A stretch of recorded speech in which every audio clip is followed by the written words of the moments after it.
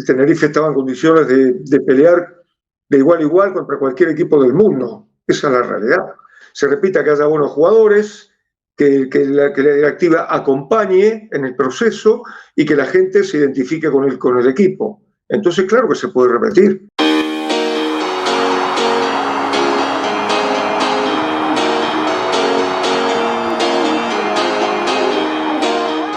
Bienvenido a las voces del Tete, don Ángel Capa. Dice el tango de Gardel que 20 años no es nada, que son entonces 30 años. 30 años es una barbaridad de tiempo si uno mira de aquí a 30 años para adelante. Pero si uno mira para atrás, es un soplo, como decía Gardel en el tango, ¿no? Es un soplo la vida. Pero bueno, 30 años son muchos, sí. Pues precisamente hace 30 años, en concreto un 24 de noviembre de 1993, el Tenerife jugó los octavos de final en Turín contra la Juventus, en los octavos de final de la Copa de la UEFA. ¿Qué recuerda de aquel partido, de aquella eliminatoria? Bueno, estábamos esperando ese partido con mucha ilusión, porque era por primera vez que el Tenerife se iba a enfrentar a un equipo extranjero de ese nivel. En ese momento la Juventus era una potencia en fútbol mundial y tenía grandes jugadores. Pero lo que recuerdo también es que la falta de experiencia de los jugadores y nuestra también hizo que por tarjetas ese partido lo jugáramos muy disminuidos, porque había 5 jugadores titulares que no pudieron jugar. Claro, eso era mucha ventaja, ¿no? Para el Tenerife dar mucha ventaja, quiero decir, a un equipo de esa envergadura como la Juventus. De todos modos, lo jugamos con mucha ilusión, con mucho entusiasmo, pero perdimos por una cifra que era prácticamente imposible de remontar en Tenerife. Perdimos 3-0. De eso me acuerdo, sí. Esas 5 bajas eran Redondo, Ezequiel Castillo, César Gómez, Aguilera, Llorente. Al final tenía prácticamente la defensa en cuadro y hubo que recurrir a 2 jugadores que no eran tan habituales como Toni y Toño, que ellos recuerdan todavía cómo durante esa semana surgió esa manera de denominarlos por su parte, que fue los elegidos de Dele Alpi. Sí, porque si encima nosotros entrábamos a la cancha disminuidos, sintiéndonos muy inferiores, entonces iba a ser peor. Entonces supongo que yo dije eso para que los jugadores, pues, una especie de broma, para que los jugadores no se tomaran tan en serio que íbamos muy disminuidos y pudieran jugar con todo desparpajo frente a un rival de esa calidad, ¿no? Era una especie de broma, pero caló en ellos hasta tal punto que 30 años después todavía lo recuerdan, la ilusión con la que afrontaron esa semana. Sí, sí, claro, una ilusión muy grande. La cosa ha cambiado, ¿no? Pero en ese momento el Tenerife que estaba en la UEFA por primera vez, enfrentar a un equipo de esa naturaleza era una ilusión muy grande para todos nosotros, para toda la gente de Tenerife. Y ya te digo, lamentablemente, esa falta de experiencia hizo que por tarjetas la mitad del equipo, 5 jugadores, prácticamente la mitad del equipo titular, no pudieran jugar, porque si no hubiera sido otro el resultado, ¿no? En el partido de vuelta, que ya estaban los jugadores para jugar, se demostró, fue un partido de igual a igual. Nosotros en realidad con la ventaja de que el entrenador de ellos era Trapattoni, que era un entrenador muy conservador. Entonces vino a Tenerife prácticamente a refugiarse al lado del portero y claro, eran jugadores de mucho nivel y en un contragolpe nos empataron y después le ganamos por un acto casi heroico futbolístico de Chemo del Solar. Hizo un gol sobre la hora y pudimos ganarle. Por lo menos, bueno, la satisfacción que en Tenerife le ganamos a la Juventus, ¿no? ¿Y cómo se prepara un partido de esa magnitud, sabiendo que tienes tantas bajas y que además los 4 días antes habías perdido 6-2 contra el Zaragoza en la Romareda? Sí, por ese partido perdimos y fue un partido raro. Yo dije que habíamos jugado mejor que el Zaragoza y claro, fui objeto de burlas. pero es así. Yo me acuerdo que un entrenador argentino de Rosario Central, del equipo Rosario Central, había perdido en la ida de una final 4-0. Y el hombre decía, ¿cómo explico yo que nosotros jugamos mejor que el rival? Y si perdimos 4-0. Bueno, ese partido habíamos jugado bien. Por fallos nuestros habíamos perdido abultadamente, pero no fue lo que ocurrió en el partido. Pero bueno, lo que pasa es que contra el Juventus era un partido totalmente aparte, totalmente ajeno a esa situación, y lo preparamos tratando de tomarlo con toda naturalidad, porque si encima, frente a ese rival, con lo que significaba, nosotros cargábamos de responsabilidad a los jugadores, entendíamos que iba a ser peor. Entonces lo tomamos como una especie de, bueno, esto es una fiesta y hay que disfrutarla, ¿no? También lo habíamos hecho contra el Madrid, contra el Barcelona en aquella oportunidad y nos salió bien. Lo que pasa es que, insisto, porque era importante, jugar en Turín con 5 jugadores titulares menos, ahí sí que ya era complicado, ¿no? Claro, que era un equipo que solo un año y medio antes estaba luchando por no bajar a segunda división y de repente está intentando jugar unos cuartos de final de una Copa de la UEFA con jugadores como Roberto Baggio, Dino Baggio, Antonio Conte, gente que acabó ganando el Mundial, bueno, jugando la final del Mundial ese año en Estados Unidos. Sí, claro, claro, era un rival muy poderoso. Pero ya te digo, es decir, por suerte le ganamos en Tenerife y al menos la satisfacción de la gente de ver al Tenerife ganarle también en Tenerife a la Juventus, ¿no? Después de los triunfos que habíamos tenido contra Barcelona, contra el Real Madrid, contra el Valencia, bueno, también le ganamos a la Juventus y bueno, quedamos eliminados, pero nos quedó esa satisfacción, ¿no? Todo esto que estamos hablando ocurrió hace 30 años. Tanto tiempo ha pasado que ya ni siquiera el estadio de la Juventus se llama Dele Alpi. Ahora es el estadio de la Juve. Ah, sí. Es que mucho tiempo, 30 años. Eh, hay muchísimos jóvenes que ni siquiera se deben estar enterados de lo que ocurrió en ese momento, ¿no? Eso es así. Ha pasado mucho tiempo. Y hablando de los jóvenes, estoy convencido de que muchos niños que van hoy al Heliodoro a ver al Tenerife les dice que el equipo que van a ver jugó un día contra la Juventus y no se lo creen. Claro, claro, claro. Sí, las cosas han cambiado. En ese momento nosotros tuvimos la suerte de encontrarnos con muy buenos jugadores. Siempre lo digo porque era la realidad. Y claro, entonces estábamos en condiciones de competir contra cualquiera. El Tenerife estaba en condiciones de pelear de igual a igual contra cualquier equipo del mundo. Esa es la realidad. No quiere decir que le podíamos ganar, pero sí de estar en igualdad de condiciones. Entonces, bueno, la cosa cambió, el tiempo pasó y el Tenerife ahora está en una situación distinta a la de aquella temporada, ¿no? ¿Cómo se preparaba entonces los partidos? No había tanta facilidad para ver vídeos de los rivales, para estudiarlo, porque ahora con internet, con las nuevas tecnologías, es mucho más fácil acceder a ese tipo de material. ¿Cómo lo hacían ustedes? Poniendo el acento en el equipo nuestro. Yo después tuve oportunidad de entrenar en distintas partes del mundo, en Argentina, y yo jamás estudiaba al rival. Sabía las características generales, pero eso no condicionaba el funcionamiento del equipo nuestro. Siempre entendí que lo más importante era nuestro equipo.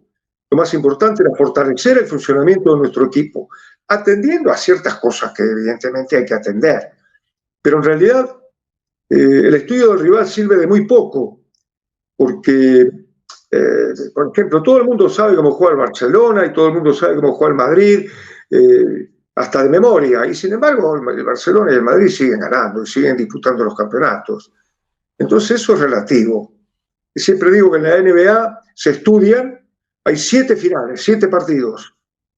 Un equipo contra otro juegan en las finales 7 veces. Entonces se saben hasta cómo respiran. ¿Y qué pasa? Que este partido gana por 20 puntos este equipo y el otro gana por 20 puntos el otro equipo. ¿Qué pasó? Bueno, es relativo el estudio eso. Entonces, eso a mí no nos preocupó nunca. Después la Juventus se conoce perfectamente quién eran. Al Real Madrid también. El tema es que dentro del partido, a ver cómo se presenta el partido, y a partir de ahí sí uno puede decir, bueno, este partido se genera por este lado, por este otro lado. Siempre cuento una anécdota cuando yo jugaba en Bahía Blanca, en la selección de Bahía Blanca, que en aquellos tiempos había campeonatos argentinos de selecciones de provincias, y yo tenía un compañero de equipo que siempre antes de empezar los partidos decía, vamos a esperar 10 minutos a ver cómo se paran estos tipos.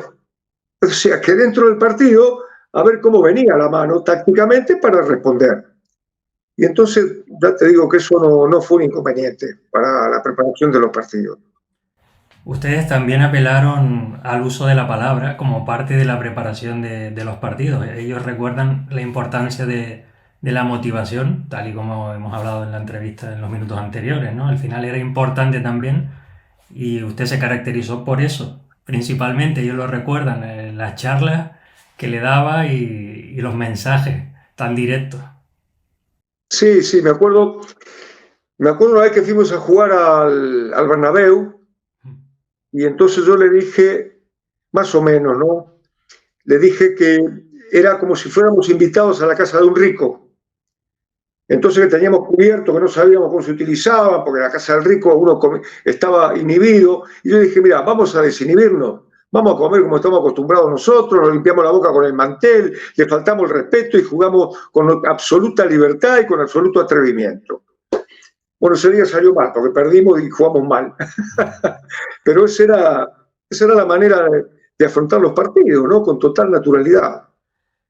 Algunos de ellos, como Quique Estebarán, también al principio, cuando llegaron y les decían esas palabras, algunos decían, ¿qué está diciendo este hombre? Que no le entiendo. O sea, iban con ustedes a muerte, pero a veces usaban determinados términos que algunos no los entendían.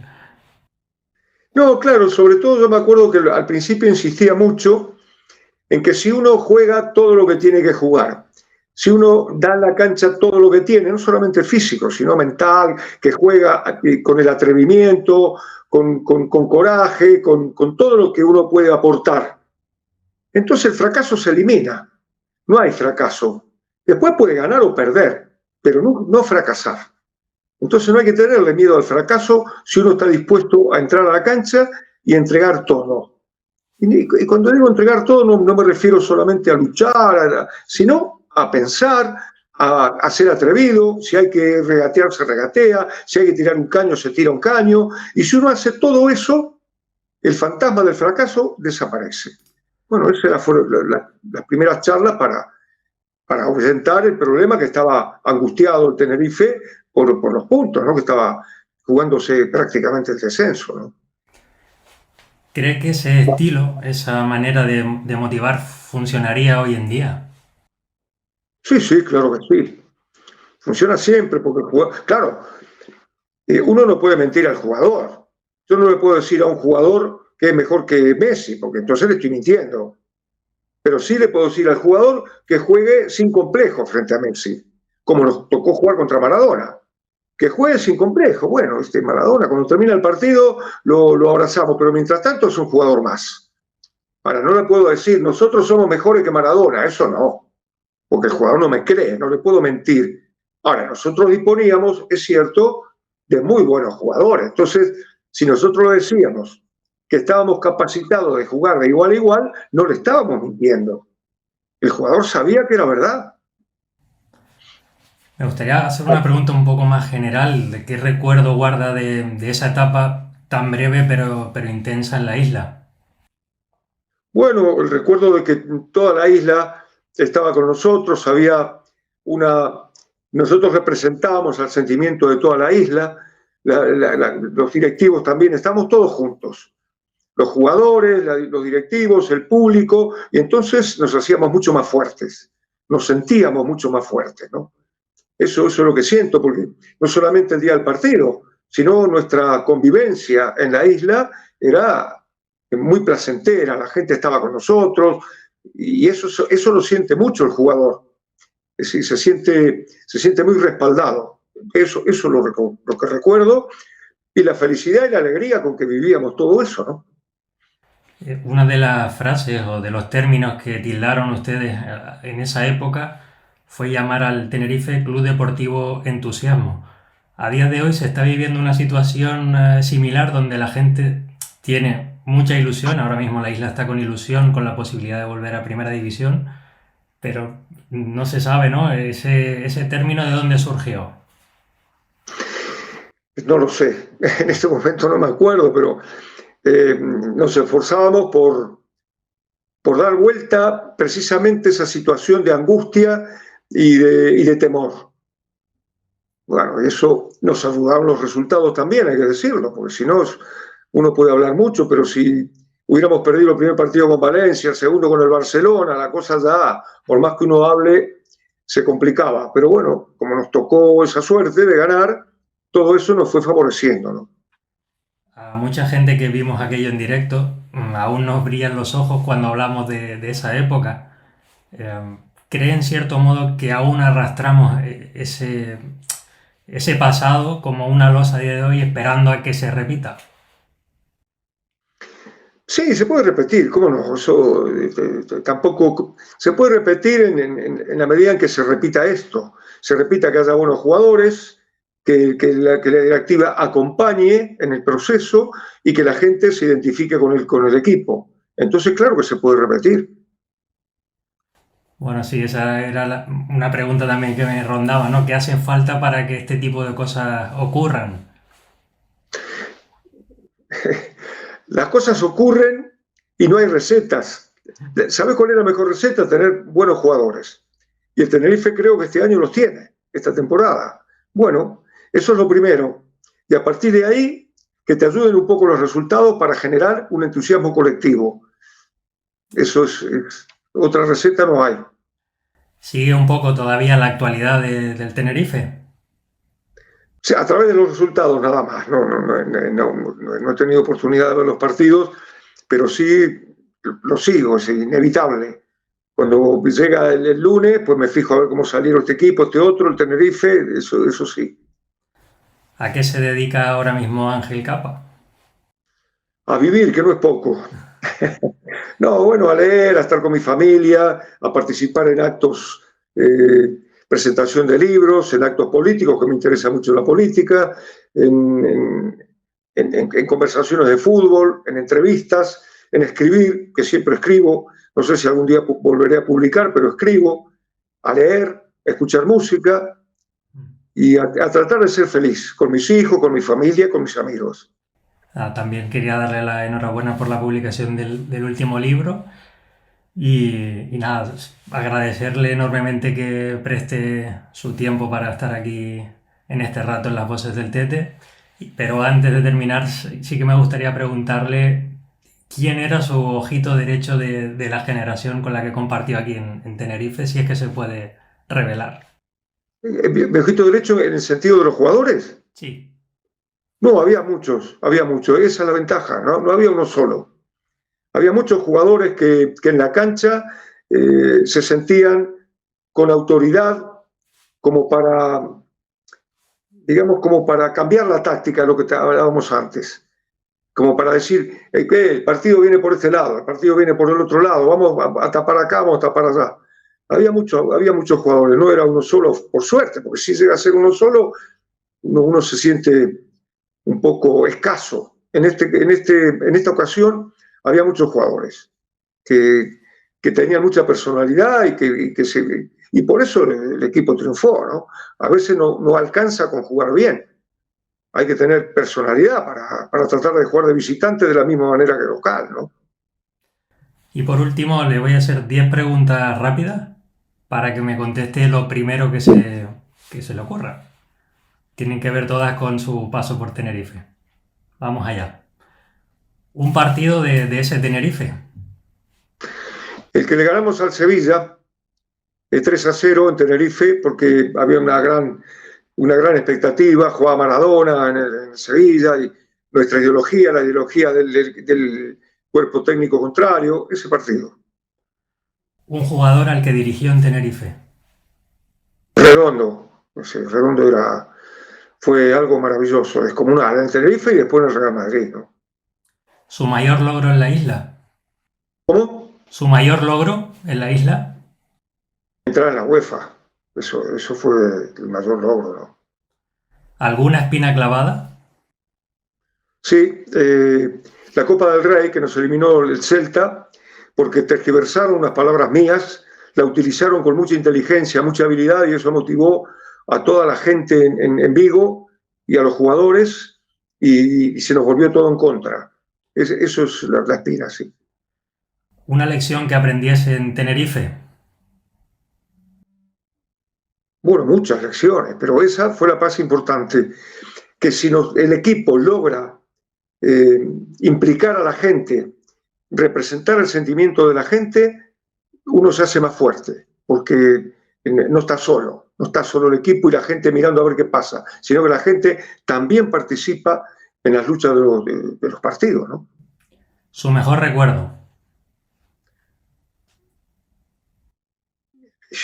Muchos recuerdos, no puedo distinguir uno. Hay tantos recuerdos, pero bueno, lo mejor ha sido la cantidad de amigos que yo hice y mi familia también en Tenerife, que son muchísimos amigos con los cuales todavía con algunos mantengo relación. Eso fue lo mejor. ¿Un rincón de la isla? Santa Cruz, eso, ahí viví muy feliz. ¿Una comida que le gustaba? El puchero. La Es que afición del en Madrid se Tenerife. dice cocido y en Argentina puchero también. ¿La afición del Tenerife? ¿Cómo? La afición del Tenerife.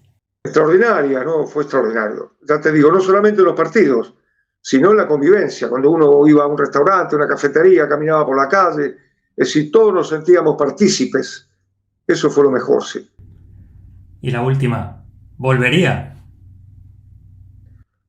A Tenerife sí, al fútbol no, yo ya no puedo volver porque ya tengo una edad suficiente como para aplaudir a los jóvenes, que les toca a ellos, ¿no? Mi turno ya pasó. Pues nada, don Ángel Capa, muchas gracias por atendernos, por su tiempo y sobre todo por aquellos maravillosos años. Bueno, yo también lo pasé muy bien y siempre estoy agradecido de haber estado en Tenerife porque en mi vida fue un antes y un después. Ese Tenerife marcó futbolísticamente eh, mi vida de una manera notable, así que yo también estoy muy agradecido. Gracias.